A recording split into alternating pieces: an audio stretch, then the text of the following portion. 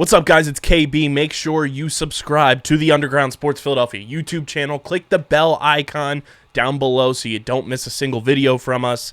And thanks for tuning in to another video from Underground Sports Philadelphia. Now let's get into it. Philadelphia, baby, you're going to love it. Best sports fans in the world. Actually, the worst, but that's what makes them the best. What is going on, OTB Nation? Welcome into episode number 327 of the award-nominated, honorably mentioned, number 9 NCAA ranked, viewable on YouTube. And this weekend, it's a parade inside our city, Outside the Box podcast, the official lacrosse podcast on the Underground Sports Philadelphia Podcast Network. It's KB, it's Deej. And for the first time in PLL history, Deej, it's a regular season weekend in our city, in the city that raised my sports fandom, in the city that you helped save the Philadelphia Phillies franchise. Waterdogs homecoming weekend in Philadelphia at Villanova. We already know that the PLL knows that Philadelphia is where champions are crowned. And now we get to do it for a regular season weekend.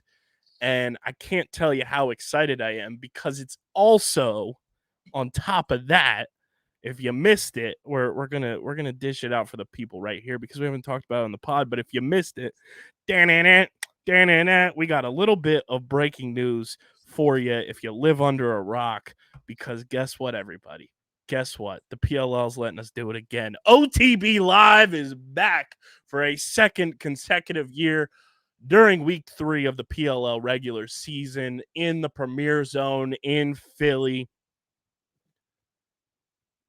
I know I've posted about it like crazy, and we're talking about this before we get into all the semantics of the show and everything, but want to get this across to the people so they know that on Saturday, June 15th, in between games 1 and 2, and just so you know, if you're buying tickets for both games, you need to buy tickets for both games on Saturday. It is 2 separate tickets.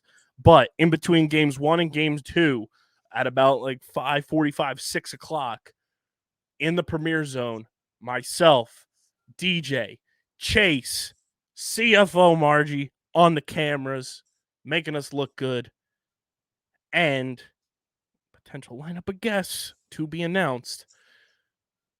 Going to be doing a live episode of OTB that will actually be recorded, actually be uploaded this year. And I post about it on social a bunch, but to be able to do a live podcast in Philly, which we have done, we did the live tailgate podcast last year before the Phillies game, was a dream come true. But now we get to take it another step further, and we get to do a live podcast for our company that has Philadelphia sports fandom roots at a sporting event that is technically a Philadelphia home game. Is like a pinch me moment for me, having grown up going to Philadelphia for sports my entire life, from the Vet to Lincoln Financial Field to Citizens Bank Park to the Wachovia Center to the Wells Fargo Center to Subaru Park.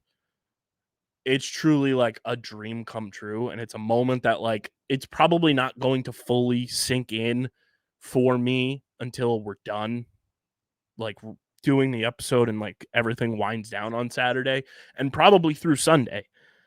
But like this opportunity to do what I love doing, and that is running this podcast network and this digital media company and podcasting with some of my best friends and doing it in the city that like cultivated why I love sports, is such a special thing. And I can't thank Mike and Paul Rabel enough. I can't thank Danny Passavoy enough. I can't thank Bryce Hamilton enough, and the whole PLL team that has been working with us behind the scenes to make this happen in such a quick fashion as well. It's truly going to be awesome, and I can't wait to hit my best Jason Kelsey impression from the Eagles Super Bowl parade and yell out Philadelphia to start off the pod, Deej. Well, I will make sure to not have headphones at that point. Good thing we got the headset mics. And I'll just take mine off for a few minutes. That's fine. But no, I'm just super excited to be doing this. To me, it's just bigger thing as far as like dreams, like the way the PLL pours into us, just like is getting me one step closer to doing things I've been wanting to do for a long time. Doing a live pod for the second time now tells me, one, that they liked what they saw when we did it the first time, and two, I'm just another step closer toward having a analyst type job with lacrosse. It may not be the PLL, it may not be, NLL or whatever, but the skills that I'm gonna get from this and continue to build on this are gonna help me in the long run, and I think that's probably the coolest part about this for me. Obviously, I absolutely love Philadelphia. It's basically a second home for me, so it's gonna be awesome to be in Philadelphia and experience a home weekend for the Waterdogs and get a chance to do the live pod, but it's really just, like a surreal moment for me, and it's probably gonna happen throughout the weekend too, where I'm just gonna, like, sit and kinda just, like, look around and go like, "Wow, I'm really doing this again," for the second time. I'm really continuing to take these steps, so it's kinda just one of those moments where I gotta breathe and just be like, "Look at what I'm doing." Yeah. It's truly insane, and like we submitted our short list of guests we would love to have on the show, all of them having some sort of connection to Philadelphia one way or another. So hopefully we're able to land some, if not all of them, which would be insane. And if we get all of them, just know that it's going to go down as an all-time episode of OTB. But yeah, like I've been sitting thinking about it this entire week as it's like approached and gotten closer. And it's like, holy shit, like a league that has gotten behind the content we do pretty much from Jump Street is allowing us to, like you said, run it back and do another live pod at one of their events. And it's in my city. And it's the very first time that Philly's on the regular season schedule. So, like, we get to be a part of that history too in the PLL story is so fucking cool. We've gotten an overwhelming amount of love and response to it happening. Shout out to everybody that's reached out, but shout out to Joe Keegan. Obviously, he's been our guy since day one and has supported everything we do. Little, smaller, big, large, medium, in between. He is always in our corner. Shout out to Brian Fitzsimmons from Barstool. It's really cool to see somebody who works for a giant media company like Barstool that works in their operations department, has such a unique and valuable position at Barstool, and is fucking with all the content we put out. Like, to me, that's like, holy shit. Like, somebody who's working at like a media empire like Barstool Sports is seeing what we're doing here at Underground and is supporting us. So big thank you and shout out to Brian Fitzsimmons for all of his support. He's somebody that I would love to have on this show for sure. He's a Waterdogs fan too, obviously with the Barstool connection. But shout out to Brian Fitzsimmons and shout out to all of you guys who listened, who reacted and, hyped us up. Shout out to the Canine crew and the Snake Pit for posting everything on their socials. It's going to be dope. I hope they all come through and show up for the live. Also, shout out to Mike Rabel, shared the poster up on his Instagram story. Shout out to Poolskis too for the fucking fuego ass pics of the boy from Champ Series. My professional modeling career is underway, Deej. But shout out TLN. They're also like supporting us. And Poolskis is the man. But I can't wait. It's going to be fucking awesome. And I'm ready to run through a brick wall for it. So if you're going to be at PLL Philly, get your tickets if you haven't already, and come through to the Premier Zone in between Game 1 and 2 for a live edition of OTB. It's going to be off the fucking walls, and I can't wait. Before we get into everything, though, on this episode, make sure you guys are following us on the socials at OTB LaxPod. We've gotten a bunch of new followers lately. And also, shout out, I gotta give the shout out here, Deej, because it was really cool to see this today as we record this. I want to get their Twitter handle correct. shout out to @ManUpOffense on the tweet machine, shouting us out as one of the best lacrosse podcasts out there. Means a lot. Shout out to them. They're an OG, always interacting with our content and everything. But they got to follow us. They don't follow us on Twitter, but they interact with everything we do. It's very funny. But shout out to Man Up Offense. Follow us on the socials @OTBLaxPod, literally across the board. Follow DJ on Twitter @SCS_NextGreat. Follow me @KBIZZL311. Subscribe to the pod on Apple, Spotify, wherever you get your podcasts in audio form, but those two in particular really help with the analytics we get sent to us directly. And shout out to everybody who listens on Spotify, because we just hit 200 Spotify followers. I did peep that.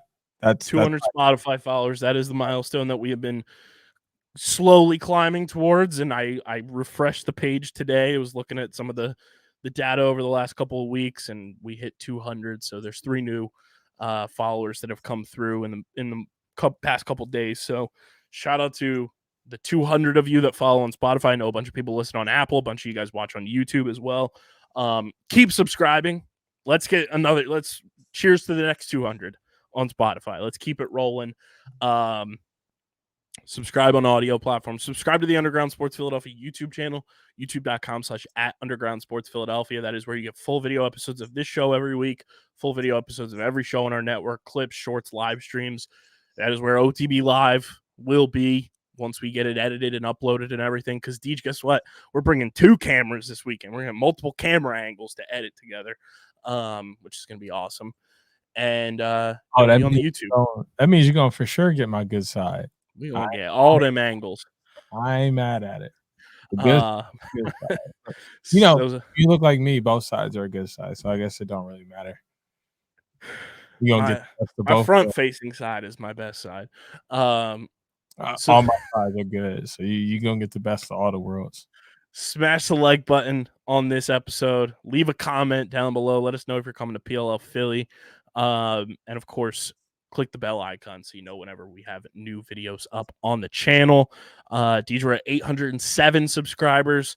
Let's get to 900 before the end of the month. I think it's very possible. Let's make that happen. 900 subscribers. That way, going into the dog days of summer, we're on that road to 1,000, full-fledged, and pushing every day to get to 1,000. And of course, guys, this show is presented by Shootout For Soldiers, our awesome new partners.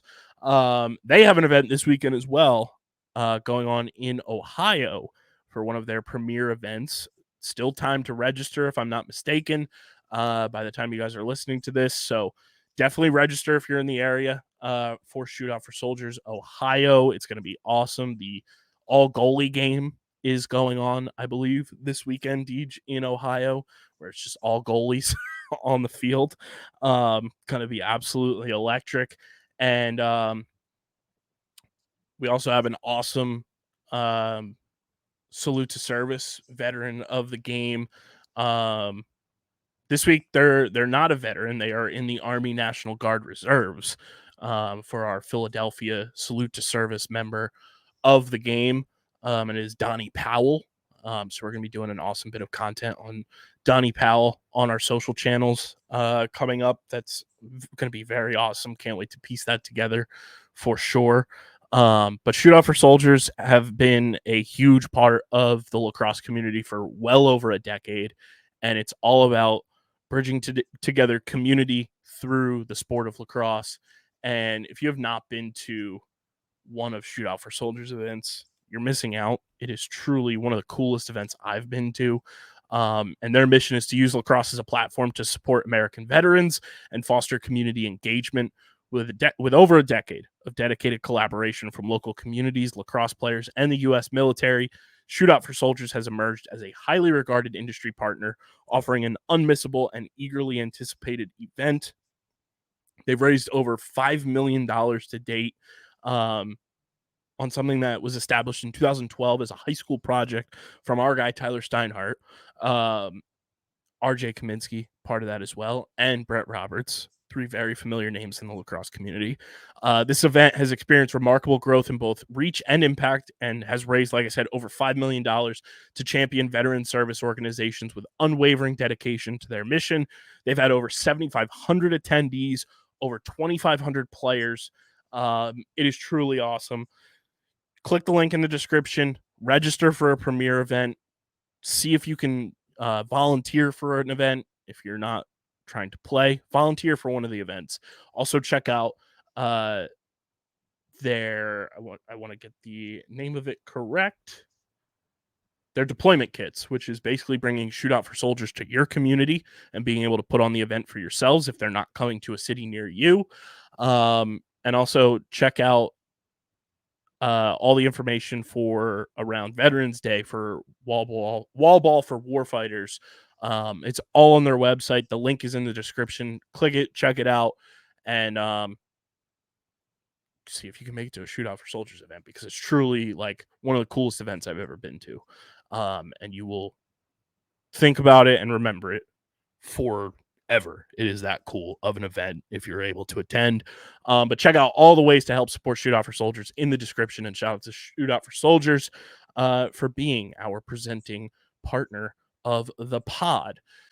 Deej, before we have a parade inside our city, we got to recap Charlotte, one of your favorite cities. It was quite the weekend last weekend in Charlotte, and had some very memorable moments to an early PLL season. Brennan O'Neill, welcome to the league, brother. The Cannons get on the win column. Chaos split their homecoming weekend. Redwoods kind of get screwed by a refereeing call. And the New York Atlas keep on stampeding. And is it already time to panic about the Maryland Whipsnakes? Deej, what were your biggest takeaways from week 2 down in Charlotte? I, in fact, absolutely suck at PLL Pick'em. Cheers to that, brother. I am absolutely just dog water at it. That is all I could think was, wow, I really went 0-4 this weekend. But you know what? First things first, shout out to my man, Nat.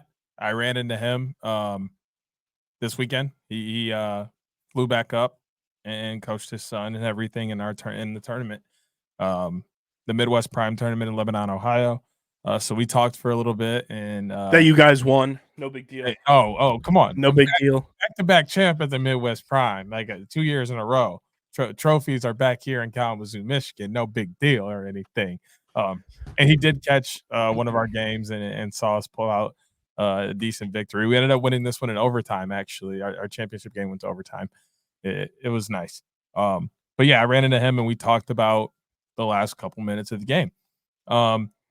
And you know, replay. That's really what we talked like quite a bit about, was like, this is what replay was put in for. They should have gone to the replay. They clearly would have seen it was misdirected by the goalie, which grants a reset, which completely changes the way that last play goes for the Woods and how the rest of that game plays out. You obviously can't blame it on that because there's a million other things that went wrong in the game, but that was huge.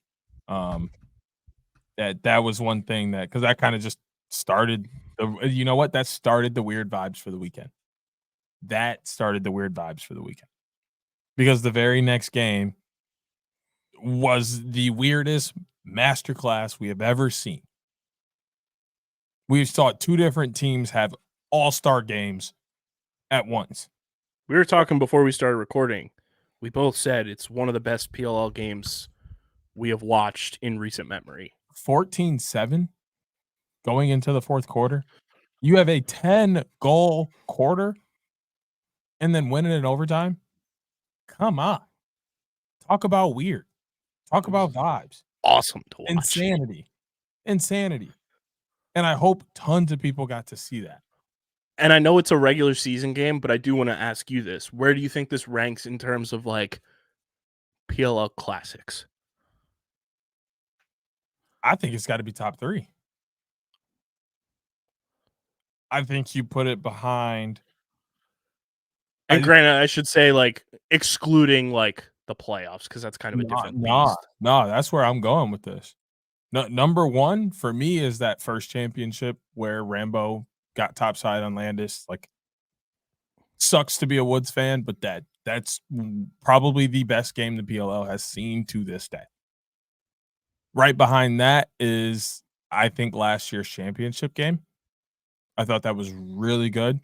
And there was all of the action, everything was there, no kind of blowout. It was down to the wire. Loved it. And then this game goes in third, right behind it. And I think maybe if you ask me this question in a couple of weeks, this game jumps one of those games. And like this list gets shuffled in some point, but it's no way I drop this game out of the top 5 whatsoever at this current moment. It is just way too good of a game. I think it's in my top 7.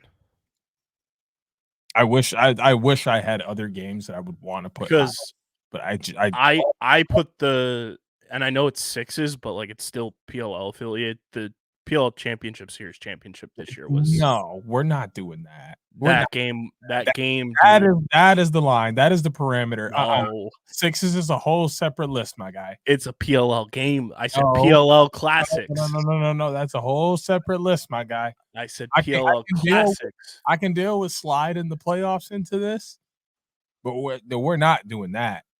We're not. No, not. Well, it's my list. That's the best part about it. I can't go for that. That's in my top 3.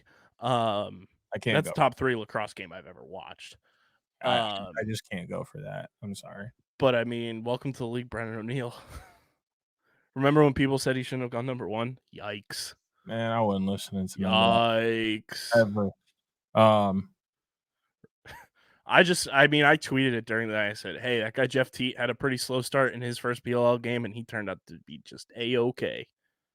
Same shit happened with Brennan O'Neill. He's going to be just fine. He is going to be literally just fine. Die. Yeah, the Boston game was fine. I think we expected to see a good handful of that. The Whips might be in trouble already. No, I think everybody did. I'm glad you brought that up. Everybody just needs to pause for a second. Well, here's something that I took away from that game, and Chase and I were talking about this. This Whips team currently constructed, midfield-wise, is playing very similarly to last year's Redwoods. Just relax. Everybody, including you, just take a big, deep breath. Just saying. I am too. I think the Levi Anderson move was phenomenal for them. I think I'm just saying from what we saw. I talked about it on Twitter a bunch. Like it's just way too early in the season. They made moves. They got rid of guys. They added new guys just like everybody else. And just like I told Sir Mix-a-Lot. Sir Mix-a-Lot. My bad. Dre Live Spot. I don't know why Sir Mix-a-Lot came out, bro. My sincere apologies, Dre. Oh my God. Gentlemen, fire your bunk arrows. That's not even a bunk, bro. Like literally, I was thinking of his actual like @ name, which is like Sir Lax-a-Lot, and it came out Sir Mix-a-Lot. So chill on me, yo. Ladies and gentlemen, DJ likes big butts, and he cannot lie. The other brothers can't deny. All right, no. All right, but yeah, no. I told Dre Laxpot on Twitter multiple times. I'm like, hey, just relax, breathe for a little bit. You got to give this team some time to gel and figure themselves out and get into the flow of PLL. They're not. I don't think they're quite there yet, but you saw some of that in that fourth quarter and overtime, where this team started to settle into each other and they're starting to learn how teams play. Like Brennan was talking about it in the All Access. Like I couldn't believe Cross threw that pass, but he's like he saw the space and just threw it. So I caught it and shot. So it's like they're starting to learn kind of how guys are. Like Brennan's now like, okay, Cross is the kind of guy where if there's 3 inches of space, the dude's throwing the pass because he can get it through there. And it's gonna take time for those things to come together. And I think that's where this Whipsnakes offense is. Because you look at these last couple games for the Whipsnakes, they let up 13 and then 17. But like sure, you could say 17's a lot, but when you're playing the Atlas offense, 17 really ain't that much. They can score 17 like that before you know it. They literally could have 17 before the half if you weren't having great goalies and a couple missed shots. So like, I don't think 17's that bad, and then you only give up 13 the next time you play. Like, the defense is doing fine, goalkeeping's doing fine. The offense is the ones that are struggling as pieces start to move around. I think everybody just needs to breathe, give this team a couple more weeks. I think I think especially in the PLL, the way things go, I think games 4 and 5, if you're still seeing significant things that worry you, that's when you start to hit the panic button.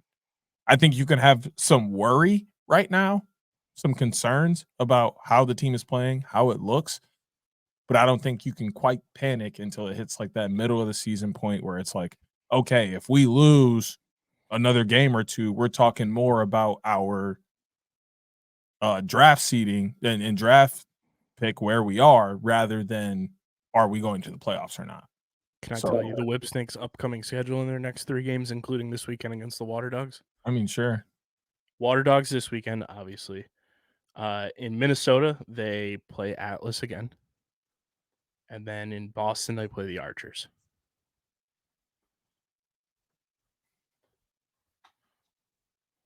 I'm not going to say that they're losing every single one of those games.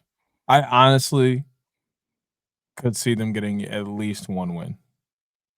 Can I make a joke that everyone listening just knows it's a joke, and this is no disrespect to anybody. It's just a funny joke.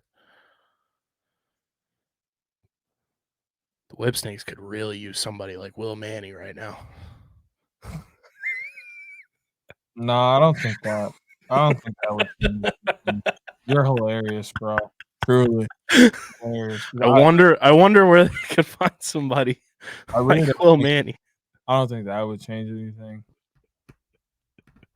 They have to. They could probably get him really cheap right now. They need somebody on the inside. With TJ Malone playing like traditional X, they've really lost the value of not having Brad Smith playing on the inside, and it's killing them because they like you said, they've kind of fallen into this Redwood style offense, which that is a bone I still have to pick with Nat. The Redwoods offense is still very dodge heavy. It is still very dodge heavy. And the Whipsnakes offense this year is very dodge heavy. Do you know what doesn't work in the PLL? A dodge heavy offense. We have seen this for the last 5 years now. Dodge heavy offenses don't work. You can dodge, but you got to have guys moving outside of that. They got to get open and you have to pass the ball. That is how you beat these defenses. That is how you beat these goalies. You're looking at 2 teams who are struggling on the offensive end because they're not moving the ball. That's all the Whipsnakes have to do is just get guys moving around, start moving the ball. Boom, they're going to be just fine. I don't think this offense is bad. But I don't think they're being pushed to challenge defenses enough. They're making it really easy for defenses. All right, we're going to get it to X and let TJ dodge. We're going to give it to Rambo. He's going to dodge and look for somebody on the feed. Oh, Channy's open. Let him shoot it too. Like, you know exactly what they're going to do. There's no element of surprise to their offense at all. That was an issue for me last week, too, against the Canada's. Was Mike Chanchuk had 3 shots the entire game. But, I mean, if they just don't let him get open, when is he going to shoot? He's not really dodging like that either. You know, like they're really dodging with the same guys. Dodging with Tucker. They're dodging with Jacob Boyce when he's healthy. TJ. Like Zed gets one every once in a while. Like they're not throwing this ball around and moving. They're not looking to hit singles like they have in the past. Like they're just seemingly just doing whatever looks good. Yeah, I mean, Channy had 3 shots the entire game, 2 shots on goal, and he touched the ball 24 times. 21 of, I would assume this is how it works. I could be wrong, so if you know, correct me if I'm wrong. He had 24 touches and 21 passes. I would assume the passes count as part of those 24 touches. I don't know how the league is. It's obviously a Joe Keegan question, but I say, yeah. I would assume on the surface that would be he's touching the ball and then he's passing, so it's a ball that's in his stick. Yeah, that's how I perceive it is once you get it, that's a touch. And Yeah, then it has to be because he had 3 shots and then 21 passes, so that equals the 24. Look at that. Look at that boy math we just did. That was just basic addition and subtraction. Yeah, boy math at 12:26 in the morning. Don't be telling people what we do with this, man. Hey. It's a classic OTB recording. But yeah. Also, it was interesting watching Nards kind of get acclimated to the 32-second shot clock. As the game went on, he got more comfortable, which I figured would be the case. And can we talk about Luke Weirman? That kid really got comfortable and started giving Sis a problem at the X. I don't know what's going on with these face-off dudes coming in and just running shit, but they're getting more dangerous coming out of college now. This is the second year in a row that like a rookie has just come in and started blazing. He's a big part of the reason why they won too. Mm-hmm. Getting the ball back to the hot hand. Guy can score goals, but if he ain't getting the ball back, it don't matter. And he did a phenomenal job at keeping the ball in the Outlaws' hands for most of that fourth quarter and overtime. Yeah, the more I think about that, the more I'm just like, motherfucker, why couldn't the Waterdogs have drafted him? The standings look like this after week 2. Obviously, the Waterdogs had a bye last week. But in the Eastern Conference, New York Atlas at the top, they're 3-0 with a plus 14 score differential. Boston Cannons are 1-1 with a -3 score differential. Philadelphia Waterdogs are 0-1 with a -1 score differential. Maryland Whipsnakes are 0-2 with a -8 score differential. And then in the West, your Carolina Chaos are 2-1 with a +3 score differential. Utah Archers are 1-1 with an even Steven 0 score differential. Denver Outlaws are 1-1 with a -4 score differential. And the California Redwoods are 0-1 with a -1 score differential. Waterdogs have 2 games this week. It's Philly weekend and our Philly preview. 4 games on the docket. 2 of them played by the Waterdogs. I saw our guy Wyatt with his fantasy team. He said Waterdogs homecoming weekend, so I get 2 Michael Sowers in my lineup. Say less. How that go? I guess you can do that, huh? Yeah, because you get game 1 and game 2 are like separate players. Mm-hmm. But this is what the schedule looks like. So on Saturday at 12:30 p.m. on ABC, it's a championship series championship game rematch between the Boston Cannons and Philadelphia Waterdogs. First time those 2 teams have seen each other since that classic. And then at 7 p.m., we have one of the best rivalries in the PLL. It's the Utah Archers and the Carolina Chaos. And then on Sunday at 12:30 p.m. on ABC, it is the California Redwoods and the New York Atlas. And then at 3 p.m., it is the Maryland Whipsnakes and the Philadelphia Waterdogs, one of the most underrated rivalries in the PLL. That game always plays to a 1-possession final, whether it's a 1 or 2 goal win for a team. That's just how it always goes down. It's always a ton of fun when those 2 teams play. So we'll see how it plays out. But obviously, I am stoked for a Waterdogs homecoming weekend. We've seen what a championship game atmosphere has looked like the last 2 years when the Waterdogs were involved, and Subaru Park has turned into Waterdogs Nation. So I'm very excited to see what the hometown environment and potential home field advantage looks like, especially coming off of what seemed like a very successful Carolina Chaos homecoming home field advantage for them. Shout out to the Red Legion. They were fantastic up in the stands. Our guy Michael Harrison getting all the TV time with that new sticker on the drum. The Carolina Reaper is one of my new favorite figures in lacrosse. They did a fantastic job. I'm excited to see what the field looks like, because obviously we saw in Albany, like the hill was painted. Last week we saw the chaos branding in the seats that weren't being utilized, obviously for safety reasons. I'm excited to see what the Waterdogs branding looks like this weekend, and just seeing Philadelphia show out. And Deej, we still have our homecoming pass seats, and this is what I'm going to do with them. I'm going to clip this here for the people. You know who I want to give our seats to this weekend? I want to give them to Philadelphia sports fans who have never experienced the PLL. Okay. I want somebody who has been thinking about it, maybe has no clue what the PLL is, but I want them to experience the PLL in our city, in Philly, and enjoy an awesome weekend. So if you are a Philly sports fan, you're in the area, and you're able to attend both days, I want to give you our homecoming pass seats. Slide in our DMs at OTB LaxPod. Let us know if you're able to make it. We're going to tweet this out too, and I'll have people respond with why they should come, why they should go.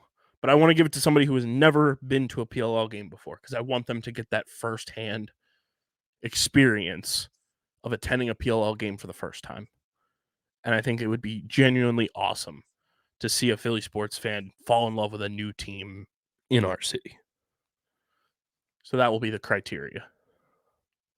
I mean, that's going to be sick. I think that's an amazing way to spread the game, spread the awesomeness that is lacrosse, get more people involved. And then it's kind of just like it puts us on the map, because I'm sure when this person enjoys what is the PLL, what is lacrosse, we're going to get. And then they come to our live show. Right. And it just becomes this whole thing.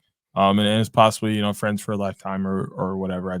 I love that lacrosse brings these kind of opportunities to us and to the game just as a whole. This weekend's going to be awesome. I'm sure the Philly branding is going to be amazing to see all around. I think it'll fit really well with the Villanova blues. I think that's kind of something that hasn't really taken notice. Red kind of really stood out down in Charlotte because the whole stadium was blue. The Atlas blue really stood out because everything was yellow and purple. I think the purple will fit really well with the navy and the light blue, and it's kind of just not going to necessarily blend in, but it will look more like it fits and should be there than what you saw in the other places. No knock to that. I thought they looked great, but I think this will look slightly better due to how the colors will sit. But I'm just stoked, absolutely stoked that 2 games are going to be on ABC this weekend. And not just any 2 games. Philly and Boston, which is just automatic fireworks because of the 2 cities. Even if they have a lot of people from Philly and Boston are probably going to end up watching this game simply because it's a Philly-Boston game and they just hate each other. They have no real dog in this fight whatsoever, but they're like, hey, Philly's playing Boston and Boston needs to lose because I hate them. And these 2 teams genuinely do not like each other. I'm here for it. But the other one is something I'm really happy about. The Redwoods playing the Atlas on ABC. First time is California and New York, which is pretty cool, but this is another heated rivalry in just the grand scheme of sports. Yeah, if you want to call it a rivalry, I think the Woods definitely have a way upper number in this.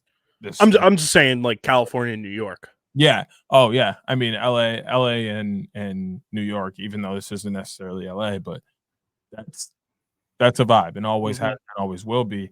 But the bigger thing is, although the Woods have won recently quite a bit against I think Atlas only have 1 win over the Redwoods all time, maybe 2. The bigger thing here is these games are always 2 goals, 1 goal, overtime. These are tight games, which is what people want to see. These are the kind of games you want to be on ABC, linear television, for people to just stumble across. The best of the best. And that's what these two teams are going to give, especially with Atlas trying to stay undefeated. The Redwoods coming off a game where they feel slighted, like they should have started their season with a win and they didn't. Two teams that feel like they have something to prove, because Atlas still feels like a lot of people are counting them out and that people are just saying like, oh, this is just Jeff Teton, Connor Schellenberger. Like, it's not, you guys haven't really done anything yet, so both teams have something to prove, because people are still thinking the Redwoods aren't going to get to 4 wins this year and that they're really going to struggle. It's going to be a blockbuster game. The weekend's going to be fantastic. We know what we're getting in Utah and Carolina, and then it'll just be a matter of, does Philly beat Maryland or not? And if they do, where do we put the needle on the worry meter? Trying to find the all-time head-to-head record for Atlas and the Redwoods right now and through the 2020 season. It's 2-1 in favor of the Woods. But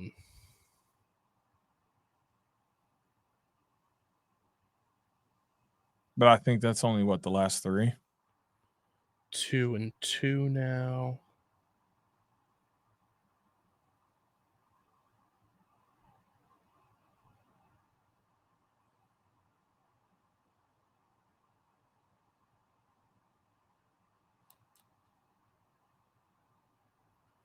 Two and 2 through 2021. And then 2022, they played their Atlas are 3-2.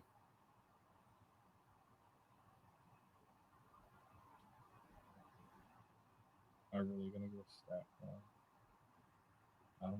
3-3. It is pretty back and forth. It's more back and forth than I remembered. But yeah, that game's going to be awesome, I think. And I think people are really quickly writing off the Redwoods after one game, which I think is kind of crazy. Because, like, genuinely, it was pretty fun to watch them play against Chaos. And, like, obviously the mishap with the stuff at the end of the game happened and everything. But genuinely, like, they were fun to watch. They did a lot of stuff really well, and I'm excited to watch them build off of that. I'm excited for the Waterdogs to get back after it. Having a week off, I think we'll see how that plays out for them with the doubleheader and getting that week of rest to kind of just chill out after a long training camp, after a grind of a game against the Archers in week 1. We'll see how it plays out for them in 2 games that, like, could see the Waterdogs winning them both, could see a split. I don't think they lose both. But it's going to be a battle in both of them for the Waterdogs. So we'll see how they approach both of these games. And obviously the biggest question for them is face-offs again, because they didn't dress a face-off athlete. They didn't have one rostered in week 1. Right now, they still don't have one rostered, but they did place Mikey Schlosser on the injured list, retroactive to May 31st, which makes him eligible to play again for Minnesota week.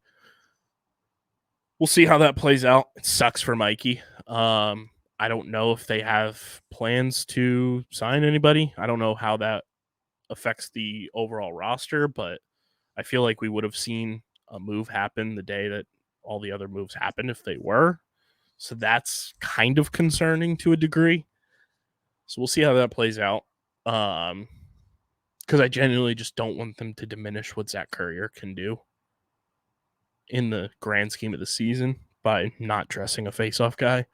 So we'll see. And I mean, the one game we haven't talked about is Archers Chaos. That game is going to be a fucking banger, because we genuinely know those two teams. Like, Saturday is the day of hate in the PLL. Those two teams hate each other. The Waterdogs and Cannons hate each other. That is like hate watch USA on Saturday. Yeah, I mean, I think the whole weekend's going to be great. A lot of great matchups. Teams that know each other well, teams that don't, and just blockbuster television. I think this is a really good weekend. I don't feel like there's a lot going on this weekend, so we may get some extra eyeballs than normal. I just think it's going to be a really great weekend for the PLL. Yeah, because the NBA Finals is a snooze fest. The NHL Finals are a snooze fest. Yep. Don't care. Nobody cares about that. We don't need to turn on ABC. That's where the big dogs are playing. Those are in fact playing on ABC. To remind you that both those series do in fact get played on ABC as well. Yeah, well, the big dogs of the PLL are playing on ABC. And that's what you should be watching if you want entertainment value through the roof. Unlike the snooze fests that those two alleged championship series have been, because they've been absolute yawns, put you to sleep type flow.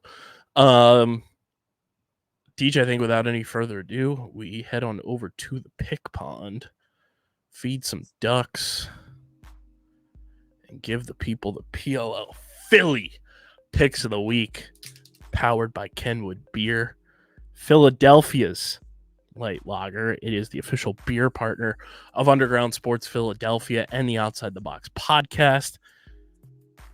Everybody coming to Philly, use that Kenny Finder this weekend. I'll tell you what, it's a refreshing light beer, just 120 calories, only 8 grams of carbs, 4.1% ABV. Genuinely some of the best people we get to work with. We love Kenwood Beer. Go to kenwoodbeer.com, especially if you're coming to Philly this weekend. You need somewhere to go, use the Kenny Finder to pick where you're going to go, because you'll see who has Kenwood Beer on tap in the Philadelphia area. You can also see who has it on tap in the Maryland, New Jersey, Pittsburgh, and Delaware areas. But if you're going to be in Philly, use the Kenny Finder to determine where you're going to go out to dinner, where you're going to go out to lunch. Grab yourself a nice cold Kenny. We want to see if you're going out in the city this weekend. Use the Kenny Finder. Tweet us and at Kenwood Beer that you're getting a Kenwood Beer on tap. We want to see all the ice cold Kennys this weekend possible from everyone that's in Philly. So tweet us your Kenwoods. Go to kenwoodbeer.com. Use the Kenny Finder. You can also get it in the local liquor stores in those markets, and check out the Kenny storefront for awesome pint glasses, apparel. They're the best in the game. kenwoodbeer.com. Must be 21 or older to do so. And, of course, please drink responsibly. Deej, we start with game one. A championship series rematch between the Boston Cannons, as Pat McAfee calls them, the Boston Kavanaugh Cannons, and the Philadelphia Waterdogs. You know I'm all about the content. You know I'm all about Philly. And I want us to have an electric fucking live show. And it's Philly and Boston. Give me the Dogs to get their first win of the season. This was actually an extremely hard week to pick. All the way down. Every game, I've flopped back and forth multiple times. I think the rest is going to pay dividends for the Waterdogs. And although they have some injuries, I do think they have the bench to back that up. And I'll take them to at least win this first game. I like it. And I agree with you. They have the bench depth with Chris Sabia out. Like, we could see Mercurio step in. I think he's more than ready to play alongside those boys. So, yeah, I like your reasoning there. Then we go to one of our favorite rivalries in the PLL, a Western Conference showdown. It's the Utah Archers, the Carolina Chaos, Andy Towers, Chris Bates, Connor Fields, Ian McKay, #CleatGate. Shout out to our boy Ian, too. He got absolutely dogged by Adam Pac-Man Jones. The disrespect was unreal. I believe, if I'm not mistaken, big loss for Chaos this week with a left ankle injury. Sergio Perkovic is doubtful for this weekend. That's a huge loss. He's played extremely well in their first 3 games. Mac O'Keefe is questionable with a right hand contusion. More than likely we'll see him play, but how will that injury affect him remains to be seen. It was a wild ride of a Utah Archers game last week. Chaos have been very consistent. They have continued to play like their style of game. And I love the way that Jules is playing right now. I'm going to go in a close game. Carolina Chaos are getting another dub.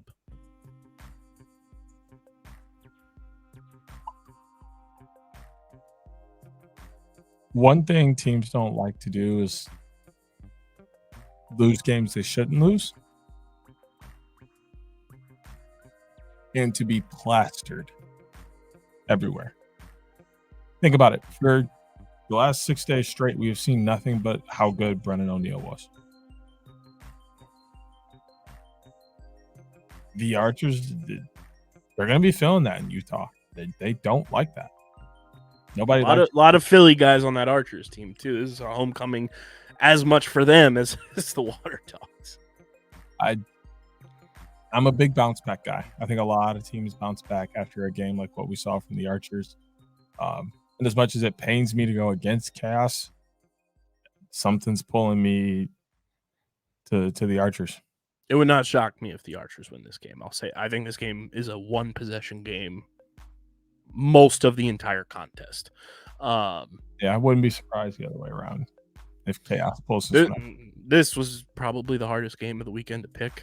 I feel like it always is when those two teams play, because it is always so back and forth. But we move to Sunday at 12:30 Eastern Time on ABC. California Redwoods, New York Atlas. CFO Margie's very stoked to meet Nat St. Laurent for the first time this weekend. But Deej, right now, the way I am feeling, they got to prove it. They got to prove that it can happen. And until they do, the way that they're rolling right now and just bringing in as many UVA guys as possible, until the Atlas lose, I can't pick them to lose. I think this game is going to be close. I think it's going to be very back and forth. I think it's going to be a physical game for sure. But I got to go with the Atlas to win. I mean, I said it earlier, and I still stand by it. The key to being good offensively in the PLL is moving your bodies and moving the ball. Newsflash, there's not a team right now in the PLL that does that better than the New York Atlas are. New York Atlas are flying around with or without the ball, and the ball is moving faster than they are, which is insanity because, I mean, yes, the ball moves faster than you at all times, but with as much as they're moving around, you would think the ball would get stuck in a stick or two, and it does not. The ball moves so fast, it's almost impossible to keep up with. That is the only reason I'm choosing the New York Atlas over the Redwoods, is when it comes down to how do you win in the PLL? Moving the ball, moving your body. Redwoods don't do that as well. Atlas are the best at doing it. Seems pretty simple. It's going to be interesting watching those Redwoods guys going up against their former goalie and Tim Troutner and kind of knowing how he operates, and then also Tim knowing how those guys operate. So that's going to be a fun game within the game to watch in this matchup. And then the final game of the weekend. And I hope that we get a Degnan Carpenter matchup a few times in this game, please. Degnan's absolutely fantastic. Has no problems dodging on a pole because he did it all the time at Hopkins, and has a shot on him. But that's the weird thing about this Redwoods offense is, yes, it's very dodge heavy, but when they get matchups they exploit them, and then that just frees up other people. You know, if Degnan gets a pole and he's dodging on the pole and scoring, you got to force the ball out of his hands or lock him away, and now you're just giving Charlie Bertrand, Cole Kurse, and several others a short stick to dodge on. Romar, Knack. Or you're putting the ball in Ryder Garnsey's hands, who is arguably one of the best dodgers in the league. When the Redwoods offense is going, it's flowing, but I can't trust it more than this New York Atlas offense. Ryder also top tier under the helmet karaoke singer. Oh. Tonight is the night. Yeah, that's going to be a fun game within the game for sure, is Redwoods offense versus Timmy T. Final game of the weekend on ESPN Plus, 3 p.m. Eastern time. It's the Maryland Whipsnakes and our Philadelphia Waterdogs. Very similar to the New York Atlas. Got to prove that they can lose a game before I can pick them to lose a game. I just like the way that the Waterdogs grinded from the one game we have seen them in this year and fought back and battled the entire game against the Archers. It's always a low scoring, like 11-10, 10-9 matchup against the Whipsnakes. I think it's an opportunity for the Waterdogs to really capitalize on the weekend and pull themselves closer to the Atlas in the standings. Obviously not going to supersede them unless the Atlas lose, but even then, Waterdogs still have one less game played. But I think this is a great weekend opportunity for the Waterdogs to really establish, like, hey, like, we might have lost that first game, but we lost by 1, and it was on Brett Dobson standing on his head, shoulders, knees, and toes in those final 3 shots. And we're still one of the S-tier teams in the league, and we're not going away anytime soon. Taking the Dogs to get a sweep this weekend. That's what I got as well. There's a dog sweep. I'm not strong on it because I do still think there's a piece, like, look at what was it last year or the year before, where they were like really shaky and then they just rattle off a bunch in a row just out of nowhere. Like, they always have that capability because they know how to win. Mm-hmm. They have multiple championships. They have one of the best coaches in the PLL. Like, they have all of the pieces to get it done. They just haven't fused them together. And all it takes is a couple light bulbs to go off, and this team is on the go. Not saying that it's going to happen this weekend, but it very well could. And it would be a sight to see. But I think I am going to take a sweep as well. We got good data and statistics on that right now. So far, the 2 teams we've seen play doubleheaders have won both games. Well, no, Chaos lost their second. Chaos they would have won. Okay. I trust them. Yeah. Plus, I think it's going to be one of the most fun coaching matchups we get over however long Coach Tierney decides to coach in the PLL is Stags versus Tierney. Defensive mind versus offensive mind. It's going to be a lot of fun to watch for the very first time. So here are the picks of the week for the boys. We both have the Waterdogs taking home a dub on Saturday against the Boston Cannons. I've got Carolina. DJ's got Utah. Both have New York. We both have Philly. And those are your PLL Philly picks of the week, powered by Kenwood Beer. Last bit here on the pod. Bit of a smaller, shorter pod for the people. Hope you enjoy it, especially since we have a live show, so you're kind of getting a 2-for-1 this weekend. And before we get into this, got to talk to you guys about our favorite sunglasses, and that's Tomahawk Shades. The best small batch eyewear in the goddamn game. From sunglasses to blue light glasses. And guess what, Deej? They just partnered up with Shootout For Soldiers. We love seeing companies that work with us partner up together. It's awesome.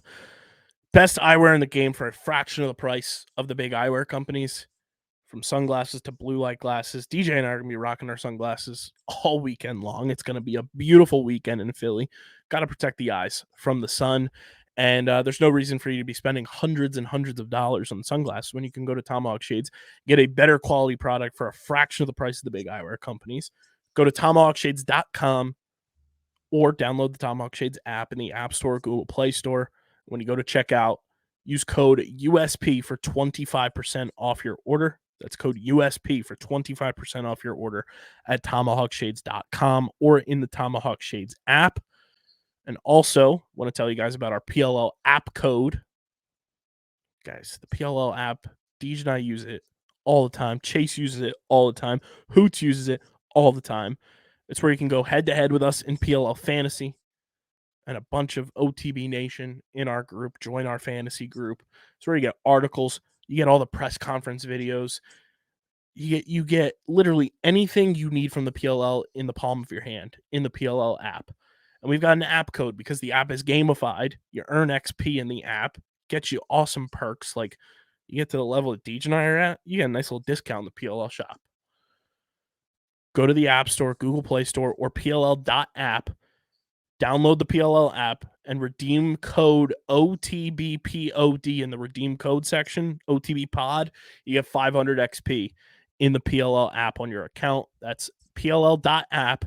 Go to the redeem code section, type in OTBPOD for 500 XP on your account. Deej, we got to talk lacrosse media. It's been a long time since we've done any of this type of stuff because we don't like doing this type of stuff. It's not in our DNA per se, but when it directly comes into our world, we got to discuss it. And we should have discussed it last week, but it was a loaded show and it just kind of slipped our minds. But now that we got some time, and boy, oh boy, do I got time, and it's OTB after dark. We got to talk about some stuff going on in PLL media because we were on our way back from Albany, and you pulled up a tweet, and I said that picture looks familiar. And I was like, that looks like my press box picture that I take at any event I'm at, any press box I'm at. I do it for my high school broadcasts. I do it for NLL. I do it for PLL. I do it for any broadcast, any media coverage I am a part of. I take a picture from the press box. It's just a fun little thing to do to let people know what I got going on and my Twitter followers know, hey, I'm going to be live tweeting a sporting event. Or I'm going to be live broadcasting a sporting event. Michael Caravellis. How you doing? How you doing? Proceeded to swipe my photo, tried to spin a narrative saying that PLL attendance was poor in Albany when statistically inaccurate. Also, where we were in the press box was on the same side as the grandstand where, how much would you say, Deej? Like at least 70% of the seating, if not more, because that's not even including the hill on that side of the field, were where people were. That's also, where the concourse is, where probably another 25% of people were. Yep. Tried to spin it to say that attendance was down. Oh, guess what? PLL Albany attendance was up 12% year over year in ticket sales, and in-person attendance, I believe I saw, was up 22%, if I'm not mistaken. Either way, attendance was way up in 2024 at Albany. And we were there firsthand, and we recognized it from the jump because we were on that concourse, and we said, holy shit, it is packed. And it was awesome. Michael Caravellis tried to spin a narrative using my photo, which, number one, don't swipe my shit. Number two, that is technically illegal. Don't swipe my shit and try to spin a false narrative. Number three, don't try and say you didn't swipe it when you clearly did, because at the time, he has since been a coward and unfollowed the pod. You were following OTB, and I retweeted the photo from OTB. Don't say somebody showed it to you. You know exactly where you got my fucking picture from. Number two, everyone and their brother cooked him for his take. Shout out to Brian for posting the grandstand photo. Absolutely eviscerated him. And then afterwards, after you get caught, after you got, don't try to photo credit me in your false narrative. So that's that. And we have had our personal gripes off pod and non-name drop wise with this dude. During NLL season, he's trying to call our guy Tyson Bell, saying he looked homeless for an outfit he was wearing, which is, number one, disrespectful as fuck. I don't care who it is. I don't care if you like the player, don't like the player. It's disrespectful as fuck. Number two, Tyson Bell has some of the best drip in the fucking game. Number three, You're trying to be a member of lacrosse media, quote unquote. Maybe the guys that create your content for you, you shouldn't be taking jabs at them and talking shit about them. That's not how the game works. Unless we new to the game. And there's something. Unless we fell asleep for 5 years. We must have missed the seminar. We must have just woke up from the snap in fucking Avengers Infinity War, Deej. We dusted. We just missed the seminar to let us know all the new tactics for the year. That's all. You just got to take jabs at everyone. That's how we got coaches, players, and everything to come on our shows. Just taking jabs at them. No big deal. Might have to try that. I might get a little more successful. Like, how dumb can you fucking be? Very. Again, it got put onto my timeline because fucking Elon's Twitter is just a fucking shit show.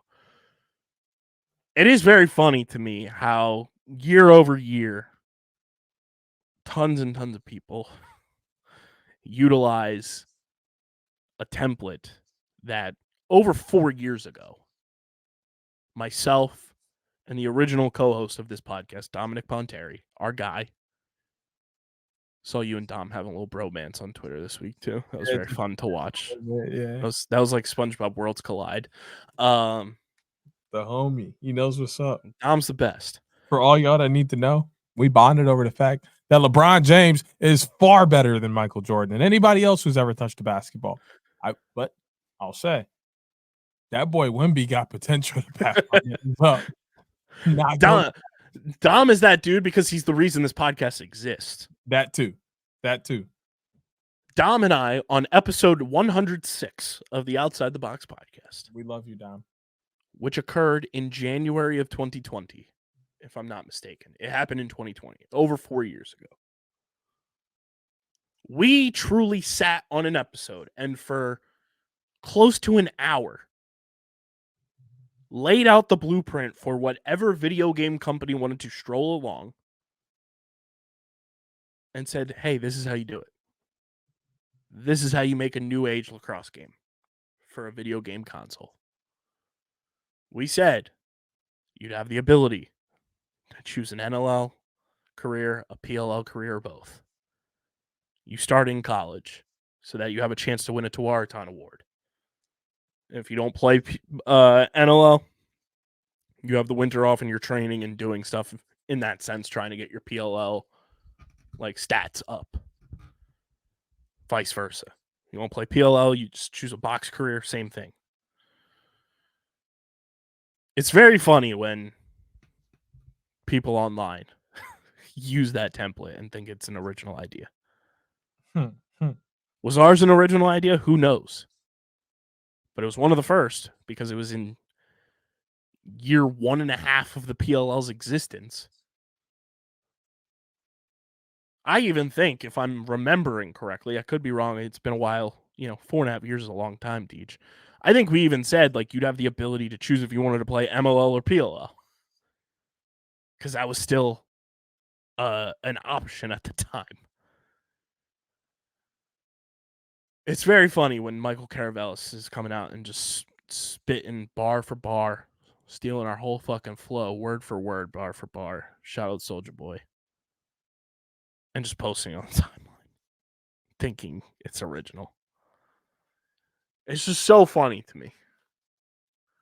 And then he got absolutely cooked this weekend during Charlotte weekend. I don't know if you saw that post. I don't see that where our boy Joe Keegan had to deploy the box lacrosse meme, profile picture meme. I did see that. I saw that, but I didn't look at the. He said that the reason that box is better is because both teams have similar advantage because nobody's looking into the sun. Like, bro, shut up. Like, what the fuck are we talking about? Like, if you know anything about lacrosse, both teams have the same amount of field time looking into the sun, buddy.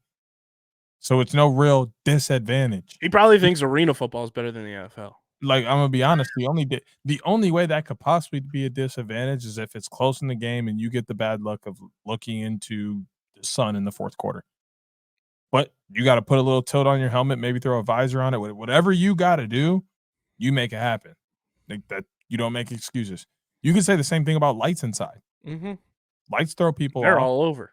And newsflash, you're using a white ball on the inside with very bright white lights. Tell me that can't get lost. But you're worried about a vibrant yellow optic ball outside? Stop it. And I don't even want to do this, but I'd entertain it. I don't know how you'd feel because this is just as much my show as your show. I would love to debate the ever-living fuck out of this guy on the show. Come on. I'll be the moderator. I swear to God I will. Oh my and God. just absolutely. You know how much fun I would have as a debate moderator? Are you kidding me? I'd even let you, like, would love for you to debate. I am already hilarious. You don't want me to debate that, man. You don't. No, I do, dude. I will get the popcorn ready. I don't want you to debate. Are you kidding me? I love entertainment. Hey, that would be pure entertainment. Like, I'd be shoveling popcorn into my mouth. Matter of fact, bro, you trying to just do a YouTube live and we each get like 30 minutes or something to just go back and forth with me. Dog. You go with him band for band on lacrosse. I go with him band for band on media. He does not want to. He does not want the smoke. He don't. That's why he was a coward and unfollowed the pod.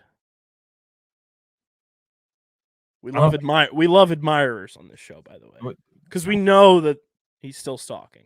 I don't think. Oh, brother, ew. Do I just do it right now? Yes. Yeah. Toodles. And this is not our like lane that we typically like. We traditionally like truly fuck with 99.9% of lacrosse media, and they fuck with us. But it's when you do stupid shit like this and you piss us off, we got to say something about it. We don't want to be those guys. We are so hard to piss off, honestly. So hard. Like, there are very few people in this world who can truly piss us off, especially in the world of lacrosse. Yep. Because I get it. You're human. You say stupid stuff. You make mistakes, whatever the case may be. It is what it is. But when you fail to apologize and do it over and over, it's a conscious choice, and I'm not okay with that. And I'm just not cool with the hot take, trying to be a contrarian shtick, because that's all you're doing. You're engagement baiting, trying to have a shtick. You don't even pay for a blue check mark to get your fucking 40 Elon cents. Like, I genuinely was put off by him when he was talking shit on players, because that's not cool. I don't care who you are. I don't care what you do. Talking shit on players and like disparaging them the way that shit was going down was not fucking cool. And I don't fuck with that at all. Like, yeah, it's totally against like everything we stand for on the show. You can have your gripes with the league and call out management, because you see that across the board in every sport. It's like normal. You do see people calling out players and other things, but not in lacrosse. It's just, we just don't do that. You might, like, you see a lot of guys asking, like for example, the Brennan Connor debate. And after the first weekend, everybody's like, oh my God. Okay, that's normal. Call out a player for not having a good game, because don't forget, he still had 2 points. Not like the guy played awful. He just didn't have this blockbuster, debut game. Like we said, Jeff Teat was the same way in his first game. A bunch of people were expecting this blowout debut game, and it just didn't happen. But then it comes the very next week. Like, you can call a player out, but like, don't dig at them for unnecessary things, especially like swag. Why are you digging at somebody's swag? Corny. rule number 1 to lacrosse is look good, feel good, play good. So, like, I do it with my kids. I have a few little jokes like, haha, you better not step on my field with ankle socks because you're going to warm up and not play. But, like, You're not calling them homeless. but not calling them, and realistically, it's a joke because if that kid feels good in ankle socks, I'm going to put him on the field because that's what he's comfortable in and that's what he feels he looks his best in. So he's ready to play his best. And the same thing as far as showing up to a game. If I most of the time I tell guys, hey, wear whatever color jersey we're wearing for that day and whatever makes you feel comfortable. So if he shows up in pajama pants in his jersey, that's what he felt comfortable in. He feels like he looks good. He's ready to ball. I'm fine with that. And the next kid over is going to show up with his jersey in his hand in a 3-piece suit. And I'm going to say, well, that kid looks good. So he feels good and he's ready to go. I don't care. At the end of the day, lacrosse is a look good, feel good, play good sport, just like many other sports are. If you don't like what a guy has to wear, you could say, hey, I wouldn't wear that. But even beyond that, I know you were raised the same way I was. My parents always told me, if you got nothing nice to say nothing at all. It's rule number 1 of being a good human, let alone somebody in media and disparaging people who create your content for you. hey, I'm not gonna lie to y'all though. We definitely say the bad stuff to each other about y'all. We don't say it out loud. We don't say it to your face. We just crack jokes about y'all behind y'all. But I'm not even gonna cap. I think it's fun. And I think that's how it's supposed to be. Like, are you gonna have bad things to say about people? Absolutely. But don't go and just say it to them. Don't go and degrade them and push them down, or don't put it out for the entire public to see and hear. Share it with a few of your close friends, family, laugh about it, and move on. Because let me tell you, those 4-hour car rides we have, we're roasting the hell out of y'all. We laugh and we move on. And guess what? We're not being mean about players, coaches, anything like that. Nope. Because guess what? At the end of the day, that's a reflection of ourselves as people.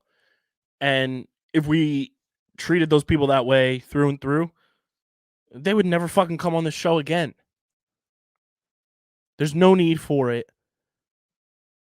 Don't try to fucking pussyfoot around and lie straight to our faces about, 1, where you found something that you stole, 2, try to credit afterwards, and don't try to use my shit to spin a false narrative that is just completely fabricated and untrue. That shit's not fucking cool with me. That's why I had to say something. It's our platform. We're allowed to say whatever the fuck we want on here, and that's the cool part about our partners and sponsors. They like when we're just genuinely ourselves. But man, like, that shit has grinded my gears for the last 2 weeks, and I am just fucking sick of his bullshit. And I'm standing 10 toes behind you. If you're sick of it, so am I. It's just corny. That's what it is. It's what it boils. It's fucking corny. The one thing that he's doing that's bothering me is the constant comparison. Mm-hmm. There's no need to compare. It's the most childish shit ever. 2 different leagues that use the same players in the same game at 2 different times. Let them coexist. There are ways for it. Them coexisting the way they do is just giving us 2 different avenues to introduce people to the game. You introduce a guy to the PLL, okay, he doesn't like the PLL and the way it works. Give it a few months, introduce him to the NLL, he probably likes that. Vice versa. Same thing with sixes. Like, there's no reason to pit all of these things against each other when they're really just giving us what we have been asking for years, is an opportunity to just share this with the random sports fan and find a way for them to be engaged. I'm going to be honest. Hockey fans are probably most likely going to watch box. Football fans are probably most likely going to watch box as well, just due to the physicality. That's what they're going to want to see in a sport. And I even think football would kind of be like the They may middle of the Venn diagram. I'd say they may even watch both, depending on what kind of football fan you're talking to. Basketball, another one of those sports that may probably falls in the middle, but that is a different dynamic because they're for sure watching sixes. Yeah. That is basketball on a field. They're watching sixes. And then maybe you get them to like the PLL and the NLL after, and they're watching a mix because, once again, NLL is just sixes indoors, so it's just basketball indoors. Outdoor lacrosse is just basketball with one extra person on, that side of the field that you're working on, 6-on-6 instead of 5-on-5. Like, it's very likely to see them watching. Soccer is probably going to watch field, but probably wouldn't necessarily like box or sixes. They might like sixes due to its comparison to futsal, and maybe the same for box, but I think box is a little more like too aggressive for what they consider to be futsal, so I think you could see that with sixes. But, I mean, rugby is bound to like any form of lacrosse, so it just depended on who you look at. There's no reason to not like and accept all of these as lacrosse fans because we're getting to see our favorite players playing in multiple different ways at any time of the year. But instead, we're pitting them against each other like there can only be one type of lacrosse. You don't see, like, I know, granted, there isn't as much difference in the rules, but you don't see 3-on-3 fans and players coming at traditional basketball. You don't see flag football or arena football or XFL, or I guess now the UFL, coming at the NFL. You don't see the AHL, the ECHL, the OHL, or any of the other HLs that are out there coming at the NHL. The PWHL. You know what I'm saying? They are simply just coexisting alongside the professional league that already exists because they understand it's just more avenues for people to be involved in their sport. And you know what you sound like when you're trying to pit them against each other? It's that scene from SpongeBob. Duh, I'm stupid. I like karate. Duh. Yeah, that's what you sound like. That and the other one that's like, I'm Dirty Dan. No, I'm Dirty Dan. Like, what are you doing, bro? What are you doing? And I hate to bring that up because now we all know who Dirty Dan is. That is an awful thing in its own retrospect. But seriously, you're just arguing about you sound dumb when in fact both of you are Dirty Dan. You're both lacrosse, so you're both the same thing. You can be Pinhead Larry. You can be Pinhead Larry. You can call him Pinhead. You can all be Dirty Dan. I don't care who you decide to be. Just know that at the basis of it, you're lacrosse. So yeah, we had to get that out there because it's been fucking ridiculous. And yeah, that's why we have a platform. And we're going to utilize it to voice opinions on things that need to be talked about. That is all we got for you guys on this episode. Reminder, if you're coming to Philly, OTB Live in the Philly Premier Zone, Saturday, June 15th, in between Game 1 and Game 2. So it will happen when the Premier Zone opens. I believe it's opening at 5:30. We'll probably start the show around 5:45, 6 o'clock. Going to be a doozy of a time. Myself, DJ, Chase, CFO Margie, and a list to be determined of potential incredible guests coming on the show with us that you will not want to miss. So definitely come through. Come say what's up to the boys. Can't wait. It's going to be an awesome fucking time. Make sure you guys are following us on the socials at OTB LaxPod, Twitter, Instagram, TikTok, Threads, Facebook, all of it. OTB LaxPod. Follow DJ on Twitter at SCS_NextGreat. Follow Chase at the PLL Pipeline. Follow Hoots at Hoot Sport Photography, and follow me at KBIZZL311. Subscribe to the motherfucking pod.